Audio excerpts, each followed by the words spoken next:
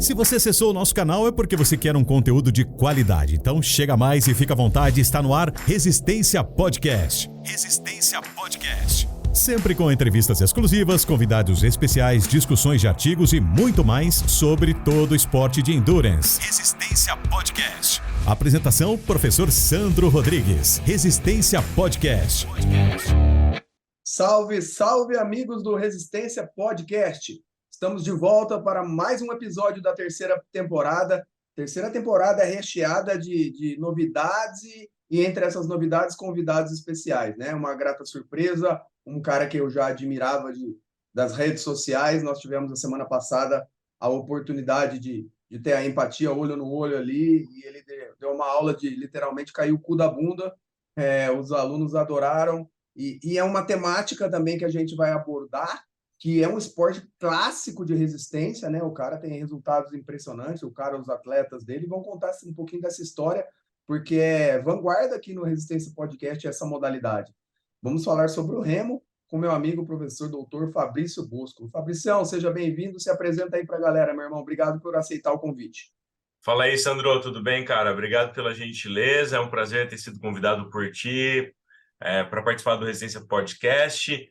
Eu sou de Campinas, interior de São Paulo, onde eu fiz a graduação, mestrado, doutorado, tudo na Unicamp. Em 2009 eu vim para o Rio Grande do Sul, e aí foi a primeira vez que eu me aproximei de fato do remo. Eu comecei a treinar na academia de remo Tissot, e eu venho do judô, então eu tenho muita lesão assim, nas articulações, e eu tive a oportunidade então de começar a fazer o remo e perceber que dava para me exercitar sem ficar com muita dor no dia seguinte articular. Então, minhas dores musculares continuaram a existir, o que quem pratica esporte gosta de sentir, enfim, músculo cansado, pesado, quando é praticante recreacional, né? Mas tem um negócio bem chato, que é dor articular, e aí isso atrapalha um pouco. E com a prática do remo, eu acabei descobrindo uma modalidade que me permitia me manter treinando sem muitas dores articulares. A partir daí, eu comecei a conversar com o Wagner, que é o nosso coordenador técnico da modalidade. Eu sou coordenador institucional e científico. E aí a gente passou a se esforçar para tentar aumentar a capilaridade do remo na cidade de Pelotas. Então, já emendando aí uma parte histórica, Pelotas é uma das primeiras cidades do Brasil com a prática sistematizada do remo, é bastante antiga, mas em função do futebol, acabou tendo um ostracismo muito grande. Então, havia um único clube aqui na cidade, ele ficou relegado no segundo plano por muito tempo, inclusive hoje, quase não tem mais atividade com remo. E aí a gente começou as conversas para poder reorganizar a inserção do remo na cidade de uma forma estruturada. Mas isso é conversa para as próximas etapas aí. Então, estou aqui em Pelotas desde 2009, na Universidade Federal, trabalhando com ensino, pesquisa, extensão, na graduação e na pós-graduação também. Boa, Fabrício. O remo é a nossa cereja do bolo, a gente já entrou esmiuçando aí sobre ele, vai ser legal, a nossa temática central. Mas um pouquinho mais sobre você, né, cara? Tô vendo os livros aí atrás, que esse livro para mim é livro de cabeceira, cara. Ele é muito, eu uso ele muito na prática do dia a dia e na teoria, unir teoria e prática. Esse livro é fantástico, né? Então fala um pouquinho das suas pesquisas de mestrado, doutorado, o que mais que você também, o que o HIIT tem a ver, porque você também desenvolve um trabalho nas redes sociais, eu vejo aí um trabalho de força, um trabalho de musculação, os cursos, né, também. Fala um pouquinho mais do que transcende o âmbito do remo aí, para a gente te conhecer melhor antes de entrar no assunto. Cara, como eu disse anteriormente, eu comecei a graduação por causa das lutas, especialmente por causa do judô, que eu queria ser um professor de judô, mas a partir dessas experiências, minha vida começou a tomar vários rumos diferentes. Eu segui estudando lutas desde... meu primeiro artigo é de 2002, né? O primeiro artigo publicado assim, na área acadêmica, especificamente com o judô. Aí estudei muito análise de tempo e movimento no judô, Essa é uma história que eu gosto de contar para quem tem paciência de ouvir, porque muita gente tem interesse em saber por que eu comecei a estudar treinamento intervalado de alta intensidade. Né? Da onde surgiu isso? Porque ao longo de toda a minha graduação, eu fiz de 98 a 2001 a graduação. Durante toda a minha graduação, cara, eu nem ouvia falar sobre treinamento intervalado de alta intensidade na Unicamp. Né? Isso não fazia parte da nossa realidade. E em 2000, eu comecei a conversar com um orientando do professor Paulo Roberto de Oliveira, o Rodrigo Ribeiro Rosa, que é de São Paulo, e a gente discutia sobre a dinâmica da luta no judô, né? Como que acontecia a luta, enfim, os diferentes aspectos relacionados ao que determina o sucesso competitivo. E eu era monitor de um projeto de extensão em lutas, e nessa vibe, numa das competições, do nada, eu pedi para 2 alunos do projeto começarem a cronometrar o combate. Falei, faz o seguinte, você cronometra aí o tempo de luta, você cronometra o tempo de descanso, e a gente vai ter um panorama. E sem brincadeira, Sandro, parece piada que eu vou dizer, mas isso surgiu do nada. Não foi pensado, planejado, lido em outro lugar, foi tipo eureka, saca? E aí os meninos anotaram os tempos, isso foi num domingo. Na segunda-feira, quando eu fui dar treino na Unicamp, eu montei exercícios de resistência especial baseados na temporalidade da luta. Então, quando eu cheguei no treino, falei, galera, hoje o treino é diferente. Aqueçam aí que vai ser só porrada. E a galera aqueceu, enfim, eu peguei as anotações idênticas dos combates e, foi muito louco, porque eu soltei o cronômetro e aí eu falava, ó, quando eu falar hajime, vocês saem na porrada, quando eu falar mate, vocês descansam. E é isso que vai acontecer hoje. E aí eu simulei todas as durações dos combates que eles registraram. E, fiz 4 lutas na sequência, né? 5 minutos cada uma, deu perto de meia hora. Terminou essa parte, os caras capotaram no chão. E aí eu parei e falei, eu descobri um troço que eu nunca vi na minha vida. Do nada, literalmente.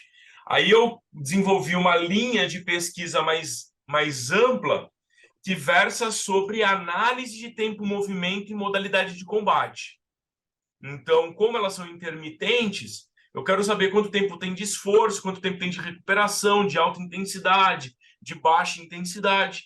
E a partir dessas características, a gente tem uma linha de pesquisa bastante consolidada que assume essa perspectiva. Ao mesmo tempo, eu comecei a desenvolver uma série de meios e métodos de treino específicos para as modalidades de combate. E aí que eu começo a me aproximar, então, do treinamento intervalado de alta intensidade.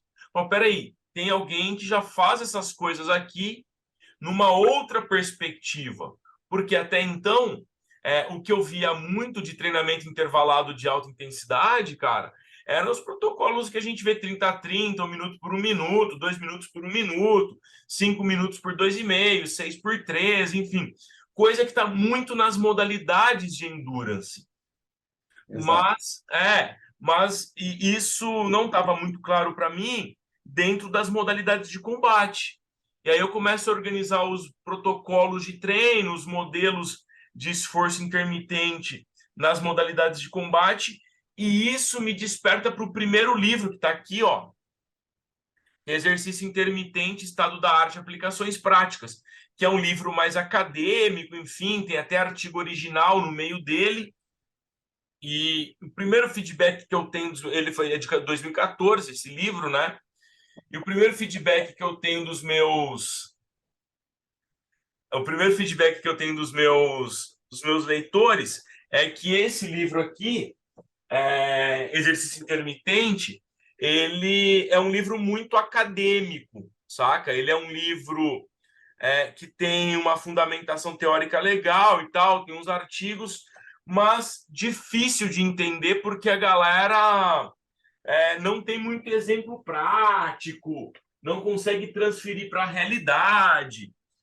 E aí isso em 2014, né? Estourei, vendi 2.000 exemplares em um ano, saca? Aí eu comecei a refletir sobre qual era, de fato, a minha relevância na área enquanto pesquisador, enfim, que estudava treinamento intervalado. Depois de seguir uma série de pesquisas na universidade, orientando TCC, mestrado, doutorado, eu escrevo outro livro, que aí sim, esse de 2019, que chama HIIT, Como Dominar a Prescrição do Treinamento Intervalado de Alta Intensidade. Que está aqui na minha mão, que eu já mostrei para você, autografado. Autografado. E é um livro que vem com uma série de exemplos e fundamentação teórica, mas com muito exemplo prático. E aí eu faço 2.000 exemplares em 6 meses, que para mim é muito, saca? Especialmente porque foi numa época que eu ainda não tinha tanta visibilidade na internet e tal, mas ok, isso é uma outra conversa. E aí eu faço 2.000 em 6 meses e começo a perceber que ainda hoje, agora a gente está falando de 2023, ainda hoje existe uma dificuldade muito grande de profissionais da área de educação física entenderem de fato o que é treinamento intervalado de alta intensidade. Esse, para mim, é um problema central e não é nem discutir se HIIT é melhor, pior. Para mim, isso está superado, entende? Eu não tenho mais essa pretensão e nem faço questão disso. Mas o que eu quero é que os profissionais da área de educação física, de fato, aprendam o que é treinamento intervalado e como prescrever treinamento intervalado de alta intensidade. Porque esse é um problema central. Não adianta eu falar que HIIT é melhor ou pior que outra coisa se eu não sei prescrever esse modelo de treino. E tem um desdobramento prático muito forte, entende? Tem uma série de estudos que investigam treinamento intervalado, que quando você vai ler o método do estudo, você fala, não, isso aqui não é treinamento intervalado de alta intensidade. Exato. Eu acho, eu ver se você corrobora com isso, Fabrício. Eu acho que o HIIT, você foi um marco aí, ele tem duas polaridades, né? Do ostracismo até a banalização. Então, ou ele foi esquecido e depois ele foi banalizado, que HIIT era se matado, como conseguia, era única e exclusivamente isso por algum tempo, né? 30x30, diga-se de passagem. Na real, o que eu percebo eu concordo contigo, eu acho que o HIIT ficou muito presente nas modalidades de endurance durante muito tempo. Se pegar as publicações, enfim, de registros de treino de atleta, antes da década de 50, já tinha muita evidência prática disso, mas do ponto de vista acadêmico, ele teve um pequeno espaço ocupado. Isso até a década de 60. Aí depois da década de 60 começou a aumentar e após 90 e pouco, com o artigo do Izumi Tabata, aí aumentou muito a produção científica sobre esforço intermitente de alta intensidade. Na minha leitura, foi uma grande contribuição para a área, enfim. Hoje eu acho improvável que seria aceito em qualquer revista de alto nível aquele artigo, mas aí isso contribuiu, como tu disseste, para uma banalização. Então, hoje tem um monte de gente que fala sobre HIIT, mas que não entende de fato o que é treinamento intervalado, como ele é estruturado, as variáveis, os tipos de treinamento intervalado. Isso para conversar na primeira linha, né? Primeira linha de conversa, para a gente avançar depois para esforço, resposta aguda, efeito crônico, progressão, grupos que ele deve ser aplicado. E aí é um mundo de coisas que eu gosto muito de conversar. Guarda para o podcast 2. Guardo. Guardo, Boa. Não, sensacional, Fabrício. Muita empatia por você também, profissional, cara, porque eu venho do futebol, mais especificamente do futsal, né, cara?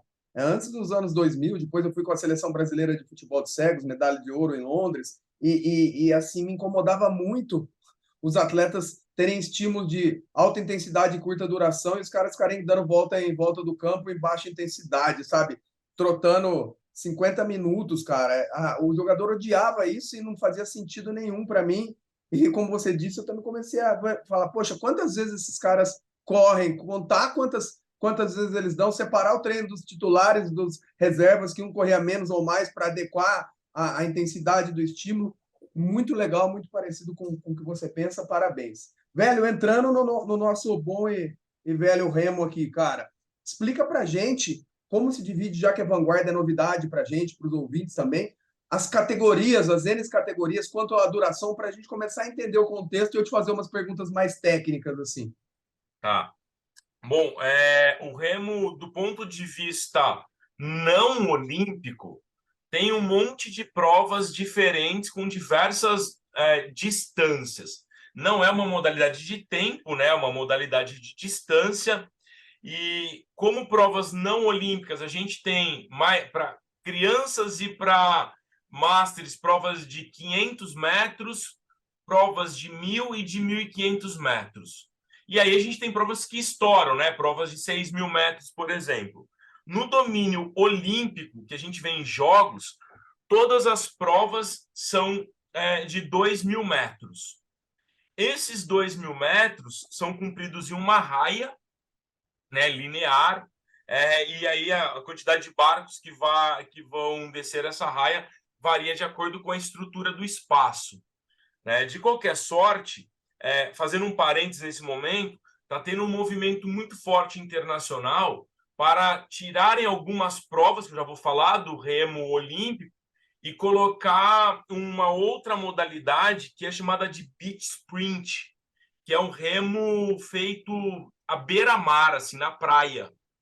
É uma modalidade muito legal, porque qual é o lance? O remo olímpico hoje, cara, a pessoa literalmente senta num barco, né, e ela rema de forma linear por 2.000 metros. Então, essa é a prova de distância olímpica, 2.000 metros. E aí, quem está assistindo vai ficar as pessoas competindo lá 2.000 metros até um chegar antes. Para quem compete, para quem gosta de endurance mais hardcore, assim, mais raiz, é ok você ficar ali apreciando o esforço. Mas, do ponto de vista da excitação mercadológica, não é uma parada massa. Tanto que, se você for pegar take de prova de endurance, a gente vê basicamente largadas, ultrapassagens e chegadas. E é isso que dá excitação do ponto de vista mercadológico, né, cara? Opa, talvez a gente possa fazer uma analogia com o próprio triatlon, né? Que ia virar Total. olímpico e era o Ironman, que não podia vácuo e ficava lá naquela distância por mais de 8, 9 horas lá. E como que ia comprar, que ia vender isso, né? E depois, assim, apesar de muita gente torcer o nariz, ficou super dinâmico e atrativo, deixar o vácuo liberado, a prova ser curta, né? A Globo depois criou aqueles fast triatlon, que era mais dinâmico ainda. Não, eu concordo total contigo, né? Então, aí hoje, o que acontece? A gente tem um cenário que está crescendo no remo, que é a inclusão desse beach sprint, que tem uma parada um pouco mais diferente, que nessa perspectiva a galera começa em um sprint na areia. Depois desse sprint na areia, entra num barco menorzinho, né? E faz um sprint para dentro do mar em zigue-zague. E, cara, Ah, é muito louco isso, cara. Então faz um sprint em zigue-zague para dentro do mar, e aí depois tem uma volta em sprint linear, né? Aí larga o barco na praia e faz um sprint correndo até o sininho lá para ver quem ganha. Então, assim, a gente fez um experimento aqui na Lagoa dos Patos, no Laranjal, em Pelotas, e é muito divertido. E a gente fez experimento, já tinha atleta brasileiro nosso competindo, sul-americano, enfim. Então foi muito legal, que não é uma modalidade olímpica, mas está brigando para entrar na perspectiva olímpica. Bom, falando agora de embarcações, né, que essa é uma perspectiva que a gente precisa ter em mente. Do ponto de vista do remo competitivo, a gente vai ter basicamente duas grandes categorias, né? A gente tem os barcos que são de remo duplo, ou seja, de palamenta dupla, a pessoa segura 2 remos para remar, ou os barcos de remo simples, ou de palamenta simples, que uma pessoa segura apenas um remo na mão. Né? Nesse contexto, os barcos de remo duplo, né, aqueles que tem a mesma pessoa segurando os 2 remos, a gente tem algumas provas. Então, tem o single skiff, que apenas uma pessoa usando 2 remos. Essa prova não é olímpica, tá? Então, ela não vai para jogos, mas tem mundial, tem todas as outras provas. Aí tem o esquife duplo, né, que são 2 pessoas remando, 2 remos cada uma. O quádruplo, que são 4 pessoas remando 2 remos cada uma. Aí o que acontece? A gente tem os barcos de palamenta simples. O que é o barco de palamenta simples? É aquele que a pessoa rema segurando um único remo. Por consequência, esses barcos podem ou não ter timoneiro. O que é timoneiro? É aquele cara que dá a orientação para o barco, né? Que dá a direção para o barco seguir em linha reta. Aí a gente vai ter, nessa perspectiva, lembrando que agora é tudo com um único remo na mão, 2 remadores sem timoneiro, 2 remadores com timoneiro, 4 remadores sem timoneiro, 4 remadores com timoneiro, e aí a grande prova do remo, que é o 8, e aí é o 8 com timoneiro. Né? Então, são 8 remadores mais o timoneiro. E nessa leitura é importante a galera saber que o timoneiro, embora ele não reme, ele é o cara que dá direção para o barco, sobe no pódio, ganha medalha, também vai ganhar bolsa atleta, patrocínio. Ele é um atleta como os outros, sabe? Então muita gente fala, timoneiro, barco sem vela não vai para lugar nenhum. Então, essa é a organização do remo. Basicamente, palamenta simples, palamenta dupla, e aí desde um cara fazendo sozinho, que não é olímpica, até 8 caras, mais um timoneiro ali, dando direção para o barco. Sensacional, Fabrício. De novo... eu esqueci, desculpa. Vai. Eu esqueci de dizer, quanto dura a prova? Né? Depende. Você há de conferir comigo que, como todo mundo vai completar 2.000 metros, quando o cara está sozinho, ele vai fazer, assim, dependendo do nível, evidentemente, vou dar um bico assim, entre 6h30 e 8h30. Né? Depende muito do nível desse cara. Aí, sozinho. Com 8, esse número cai substancialmente para perto de 5 minutos e pouquinho. Então, a prova de remo vai ter aí perto de 5 minutos até 8 minutos. Se o cara for muito ruim, como eu, por exemplo, 9 minutos, enfim. Então, não, 9 não, eu faço em menos de 8. Então, a prova de remo tem essa característica de ser uma modalidade de endurance aí de média duração, né? Muito legal, Fai. De novo, eu fiz uma analogia triste aqui, né? Porque eu fui chamador, além do preparador físico da seleção de futebol dos cegos, né? E só depois da minha Olimpíada, Paralimpíada, que o chamador passou a subir no pódio, ganhar medalha e ter bolsa atleta. Eu não tive nada, foi na raça, mas é uma experiência gravada na minha alma, no meu coração, é isso que importa, né? E Fabrício, sensacional, né? Agora que você já deu as suas nuances de tempo, né, para a gente, talvez, apesar de para a gente ser rotineiro e clássico, para muita gente, infelizmente, até profissionais, né? Eles acham que essas provas 5, 4, 6 minutos, ainda eles falam que tem prioridade anaeróbia, né? E a gente sabe que desde muito antes disso, a prioridade, a demanda é aeróbia, né? Você pode tentar simplificar isso até para os ouvintes conseguirem entender, não só os profissionais de educação física que têm que estudar um pouquinho mais, mas também até os ouvintes que não são da área e são super interessados, falar um pouquinho disso para a gente? Boa, Sandrão. O lance é o seguinte, cara, a gente, infelizmente, tem uma percepção equivocada de que porque a pessoa está fazendo esforço em alta intensidade, aquilo é anaeróbio, saca? Esse é o equívoco básico que acontece entre leigos e entre pessoas mais iniciantes. Além disso, tem um outro aspecto que aí eu acho que é culpa da educação física e da fisiologia do exercício, enfim, que é associar lactato alto a predomínio anaeróbio. Então, muita gente, durante muito tempo, implementou a ideia de que, porque a concentração de lactato no sangue está muito alta, aquele esforço é predominantemente anaeróbio. E isso, evidentemente, que é mentira, e eu amo mostrar o remo como exemplo. Por quê?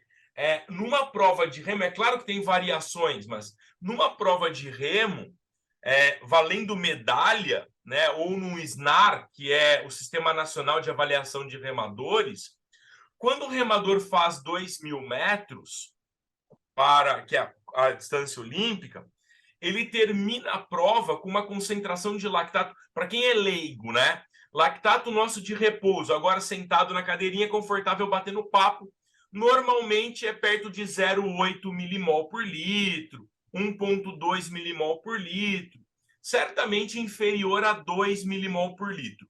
Isso é uma concentração baixa de lactato. Quando a gente passa de 2 milimol, então 2,3, 2,8, 3 e pouquinho, a gente vai dizer que a pessoa está fazendo um esforço de intensidade moderada. E aí tem uma discussão gigantesca, que eu não vou entrar nela agora, evidentemente, mas o teto superior do moderado é em 4 milimol de lactato ou perto disso. Né? Ou seja, acima de 4 milimol, a gente está falando que a pessoa está fazendo um esforço de alta intensidade, no domínio pesado, né? E então, o que é considerado como lactato alto? Acima de 4 milimol. Aí, quando a gente observa uma atividade que o lactato está alto, muita gente vai dizer que está acima do limiar anaeróbio. E onde reside o erro? Falar que, por estar acima do limiar anaeróbio, é predominantemente anaeróbio. Isso é um equívoco, é uma falácia. Então, o que acontece?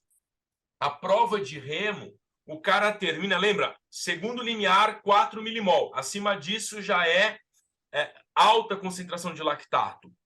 O cara terminou a prova de remo com 22 milimol de lactato. 24 milimol de lactato, 20 milimol. Então, é uma concentração de lactato altíssima. Tá? O maior valor que eu já medi em humano é de 24 milimol. Tá que pariu. Eu já medi assim. Aí, quando você quiser, quando a gente for falar de HIIT, eu te conto como foi o experimento. Então, quando a galera olha esse valor de lactato, vai falar, espera só um pouquinho. O lactato está tão alto que esse troço, então, é predominantemente anaeróbio. O problema é que não é porque o lactato está alto que o esforço é predominantemente anaeróbio, não é, meu?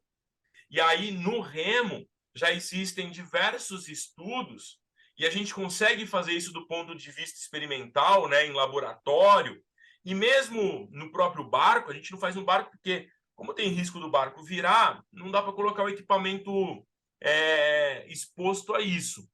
Mas a gente consegue quantificar a contribuição dos sistemas energéticos. Então, existem procedimentos que a gente usa, fisiológicos e matemáticos, que ao final de um experimento a gente consegue dizer, olha, isso aqui é tantos por cento oxidativo, isso aqui é tantos por cento anaeróbio lático e é tantos por cento anaeróbio alático.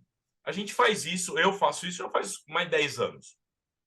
Então, o remo, ele é perto de uns 85% aeróbio.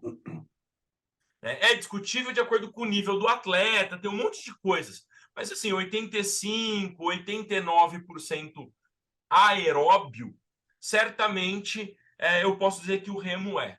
Aí, qual é a outra ponta do problema? Eu falei uma que é achar que é anaeróbio. Qual é a outra ponta do problema de muitos treinadores? Achar que, então, por ser predominantemente aeróbio, só o aeróbio basta, saca? Só ficar girando 16 km por treino, que é um absurdo, 20, 22 km por treino, vai dar conta de formar um atleta bom do ponto de vista competitivo. E aí é importante destacar que, embora o componente aeróbio seja predominante e determinante, muitas vezes, por exemplo, na largada, depois a gente fala da estrutura da prova, o componente anaeróbio é muito importante. Então, aí que está a magia da organização, né, do processo de preparação de remadores, que embora o componente aeróbio seja muito importante, o componente anaeróbio também lá tem a sua pitadinha que pode dar diferença em momentos muito específicos da prova.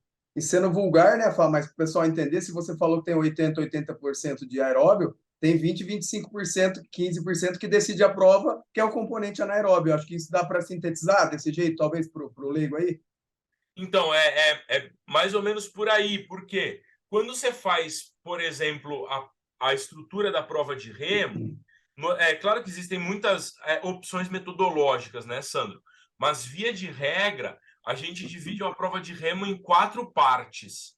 Né? Os primeiros 500 metros, que aí são subdivididos também, né, em 2 de 250 normalmente, ou 100 mais 400, aí depende do treinador, tá? Mas tem os primeiros 500 metros, 2 parciais intermediárias de 500 metros e os 500 metros finais. Né? Nesses primeiros 500 metros, que normalmente a pessoa vai fazer para perto de 2 minutos, né? Os primeiros 300 têm predomínio anaeróbio.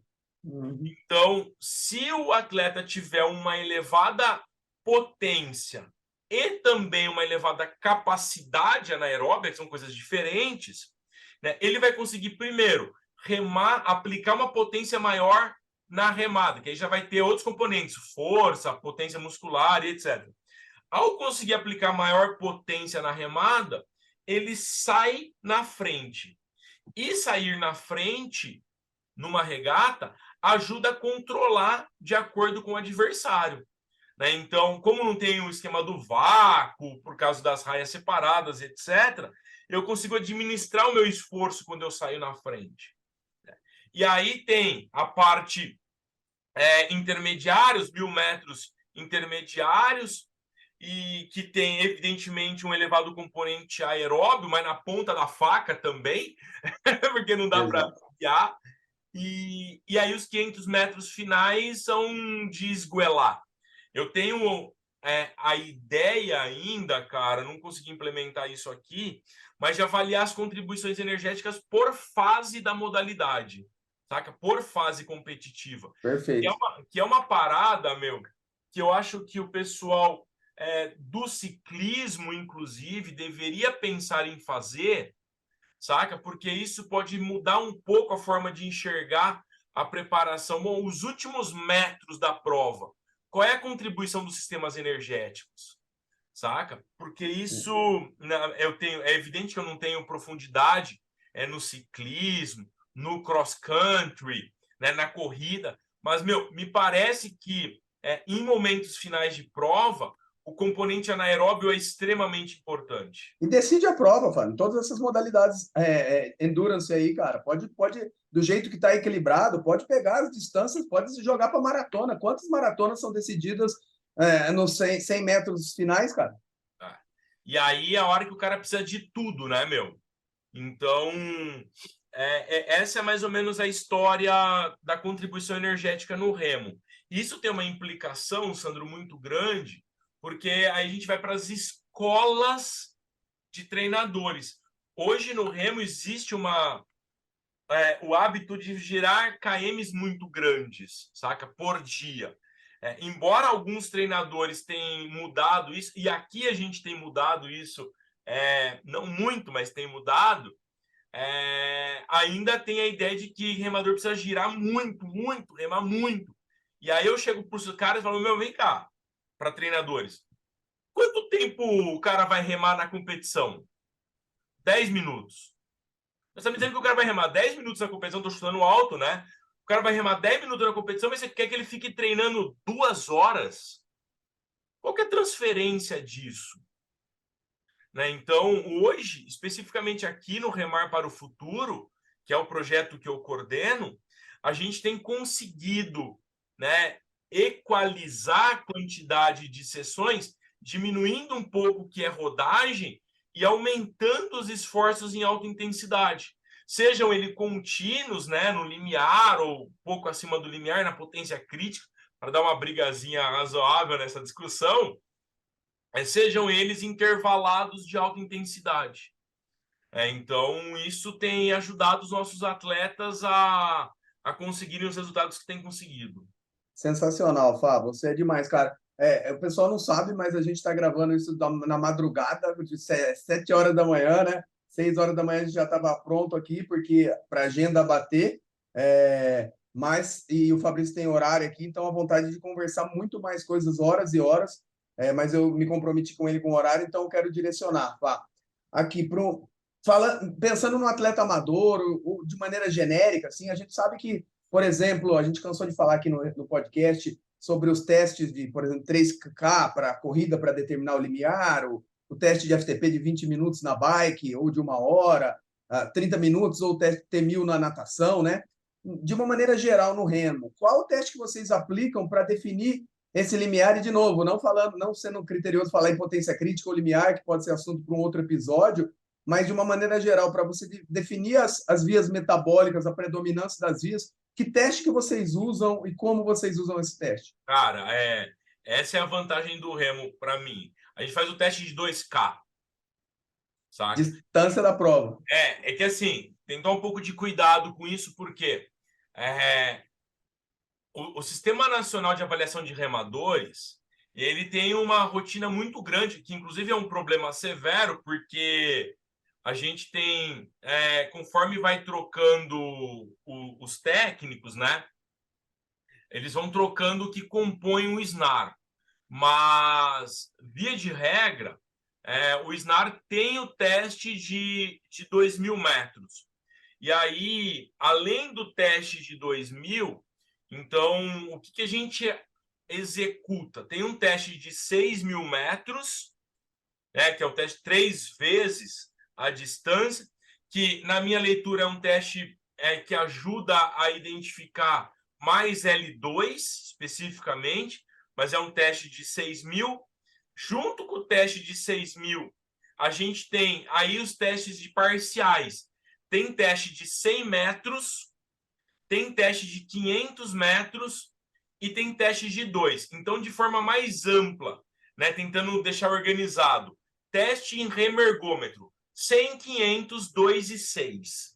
Isso é o mais comum, né? 100, 500, 2 e 100. E aí você desenha a potência crítica facinho, né, velho? Então aí a partir dessas parciais, a gente tem um indicador de potência crítica.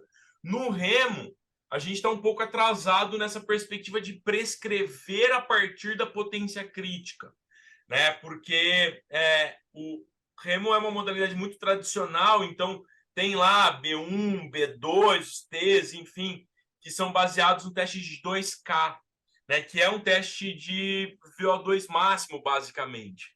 Então, em suma, grande parte do processo de treino decorre do tempo de 2.000 metros e percentuais de 2.000 metros. Então, o cara vai girar 90%, 95%, 98% de 2.000, dependendo do tipo de treino que ele vai fazer. E aí tem os testes de força também. O remo tem os testes de força máxima, né, de 3RM, enfim, de remada, de agachamento, enfim. Isso eu ia perguntar, mas antes, qual é a unidade de medida? Eu sei aqui, você já me contou em off, mas a unidade de medida do pace no remo, para fazer uma analogia com na natação, minutos por 100 metros, na corrida, minutos por quilômetro, né? Minutos por quilômetros, qual é a do remo aí? O remo tem uma situação curiosa, porque muita gente acha que remar mais rápido vai chegar antes. E isso é muito comum na galera que faz cross-training, saca? Senta no remergômetro e fica fazendo um monte de movimentozinho. Na real, a unidade de remada por minuto é uma coisa, isso é a voga, né? Então, eu vou fazer, por exemplo, 30 remadas por minuto, 18 remadas, então, normalmente 16 remadas por minuto. é uma frequência baixa, né? E 35 é uma frequência alta. Vocês Aí, chamam de cadência também, Fábio? A gente fala que é a cadência, né? não, a gente Aqui, chama de não? voga. Tá, Voga, beleza. né? Voga. Que são as remadas por minuto, voga. Então, 16 é baixa, 35 é alta, e aí a de prova vai variar pelas fases que eu estava falando lá. Os primeiros 500, depois os últimos 500. Então, normalmente 22, 24, assim, é uma voga de treino próxima da competitiva. Só que não adianta você ficar fazendo uma voga alta se não tem pressão no fincapé, onde apoia o pé. Então, a velocidade que o barco se desloca na água, a gente usa como unidade de medida o tempo para cumprir 500 metros. Então, quanto tempo a pessoa demora para cumprir 500 metros é, entre aspas, a velocidade que a gente usa no remo. Por que 500 metros? Lembrando lá das 4 parciais da prova de 2000. Então, para quem é que brinca de remergômetro, eu tenho um atleta que faz 2.000 metros para 1,52. Assim, a molecada aqui treinando 1,54. Então, faz 500 metros em menos de 2 minutos. 1 minuto e 52, 1 minuto e 54. E aí faz isso por 2.000 metros, por exemplo, né, para dar 6 minutos e pouco no remergômetro. Então, a velocidade no remo é isso daí. É o tempo para cumprir 500 metros, cara. Perfeito, cara. Muito fácil conversar com você, cara. Muito gostoso.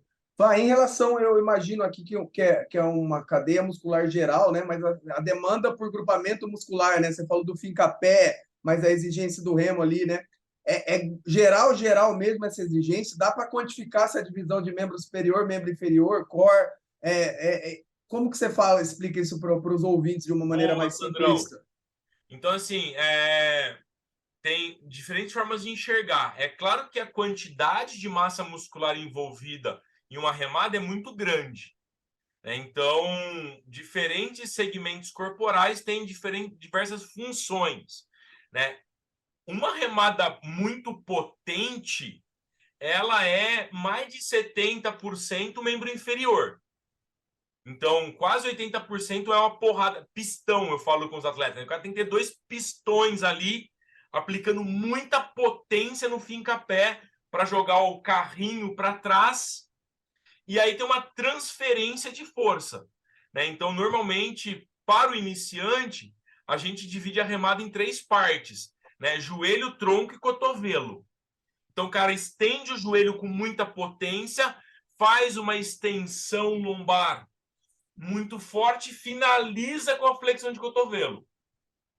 Então, é claro que se o cara não tiver um bom movimento de membros superiores, ele não vai ganhar.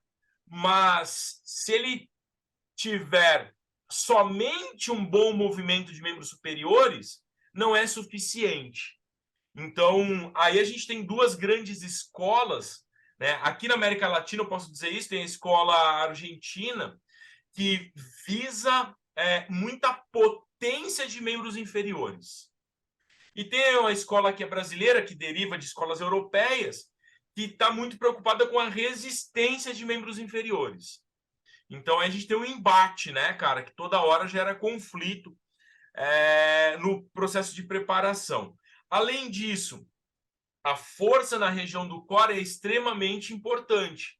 Grande parte das lesões de remadores acontece na coluna vertebral, seja ela na região lombar ou especialmente na região cervical. Tem casos com dor no joelho, enfim, lesões de joelho, mas é muito raro. É mais lombar de fato.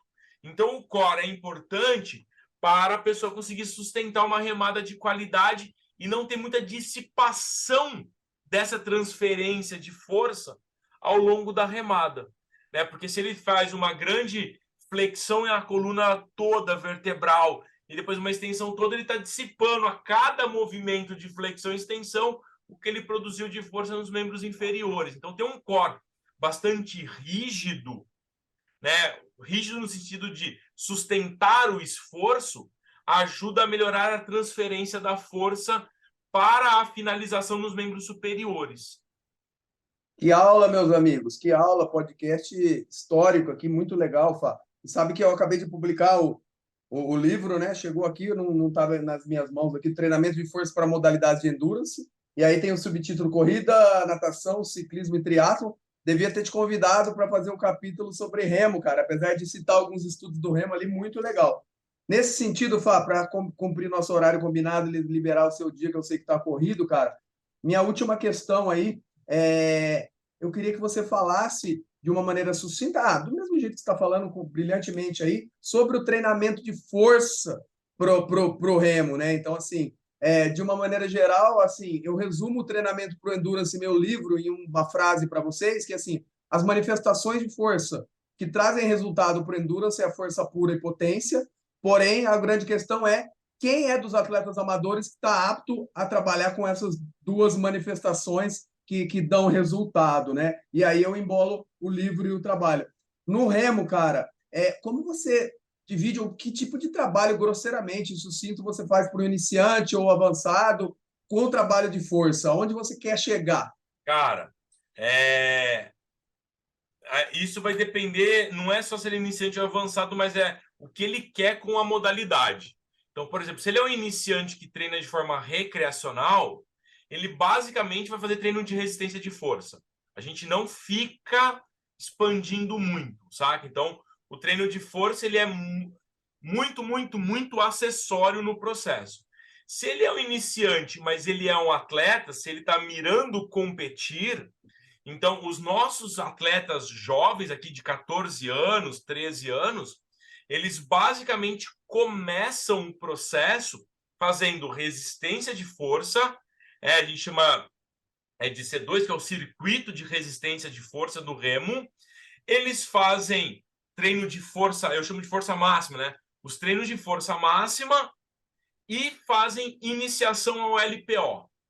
Então, eles começam a aprender levantamento de peso olímpico. Quando eles estão numa situação intermediária, eles continuam fazendo C2, que é resistência de força, aumentam o percentual nos treinos de força máxima, o LPO já vem com cargas mais altas e a gente começa com os treinos de saltabilidade, aprendizagem de saltabilidade. Então, salto vertical, salto horizontal simples e múltiplos nessa galera. E aí, depois, para os atletas que já são júnior A, que já estão com 16, 17, a gente segue com tudo isso e incorpora reatividade, salto em profundidade. Fabricião, o áudio acho que deu uma cortadinha no final, fala comigo. Eles terminam, voltou. Então, com um treinamento de contrastes e treinamentos complexos quando eles são mais velhos. Ai, Fabrício, o que eu vou falar para você? Me mata de orgulho, de felicidade. Ou seja, tudo que eu faço aqui, endurance é endurance, ciência é ciência, e muita empatia por você também, a parte de força, não só porque a gente segue a escola do Barba lá, né, cara? Do Vergochans, que também fica muito fácil conversar. Estou extremamente feliz e assim, quando a gente vê quanta coisa, quanta barbárie acontece na nossa área aí, quando a gente pega alguém para conversar como você, nos enche de alegria e de esperança que a gente está no caminho certo, que muita coisa pode ser feita, que a gente pode contagiar, porque eu vejo que na sua aula também a gente é um professor que não esconde nada e você continuou conversando com os alunos lá no grupo lá, então, cara, parabéns, sou seu fã, tenho certeza que a gente vai estreitar nossos laços muito mais, vai transcender as aulas do Valorize, as coisas, vamos se falar rotineiramente para bolar projetos juntos, cara, você é um cara que eu admirava como profissional, sempre admirei, e como pessoa estreitou essa admiração também depois que eu te conheci. Depois do podcast hoje, fecha deixando sua mensagem final para os nossos ouvintes e fazendo seu jabá. Fala de onde adquirir seu livro, das suas redes sociais e o que mais você quiser. Obrigado, um beijo no seu coração e bom trabalho, viu, velho? Sandrão, obrigado pela oportunidade, estou feliz demais de compartilhar esse momento contigo. Também te conheci faz pouco tempo e minha admiração tem crescido bastante por você. Eu acho que a gente estava em extremos diferentes, mas caminhando para uma mesma direção, e isso é muito massa, saca? Então, fico muito feliz de poder compartilhar contigo desse momento. Para quem quiser acompanhar mais do que eu faço, meu Instagram é @FabrícioBoscolo, normalzinho, direto, e o meu site é www.fabricioboscolo.com.br. Estou à disposição aí para tirar dúvida, trocar ideia. Inclusive no site pode ter acesso ao livro e a outros materiais. É isso, cara. Obrigado, meu irmão. Bom trabalho, grande abraço. Tamo junto. Sorte de vocês, ouvintes, e agora também telespectadores que estamos no YouTube, né? Essa temporada, que tiveram a oportunidade de vivenciar esse momento. Tamo junto. Abraço, Andrão. Falou.